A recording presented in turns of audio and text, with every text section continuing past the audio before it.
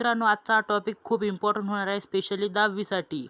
आज मी घेऊन आलो आहे 10वीतील मोस्ट इम्पॉर्टंट वन मार्कसाठी क्वेश्चन्स, जे बोर्ड एक्झामिनेशनमध्ये खूपदा विचारले जातात. Force of attraction between two object having a mass. आता एक्झाम्पलसाठी आपण घेऊया 2 मॅग्नेट. आता 2 मॅग्नेटमध्ये आपापली अट्रॅक्टिंग पॉवर आहे, बरोबर, आणि त्या अट्रॅक्टिंग पॉवरलाच म्हणतात ग्रॅव्हिटेशन. क्लिअर. सेकंड पाहूया, who give the universal law of gravity. तर याचं उत्तर आहे सर आयझॅक न्यूटन. आता what is a free fall. Free fall म्हणजे काय? जर एखादी वस्तू आपण वर फेकली, तर वर फेकलेली वस्तू ज्या स्पीडने खाली येते त्या स्पीडला म्हणतात free fall. The motion of an object under the influence of gravity is called as free fall. What is mean by valency? The valency is a combined capacity of an atom is called as valency. Who are arranged the periodic law?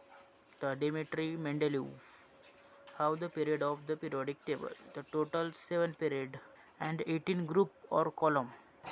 What is the electric current? The flow of an electric charge through a conductor is called as electric current. चालकातून विद्युत वाहने म्हणजेच विद्युत प्रवाह उर्फ electric current. And last question, what is a temperature. आता temperature म्हणजे काय? आता आपण थंड किंवा गरम आपण हाताने स्पर्श करून ओळखतो, त्यालाच टेम्परेचर म्हणतात. तर the degree of the coolness और hotness is called as temperature. The degree of and the hotness और coolness of the body is called as temperature.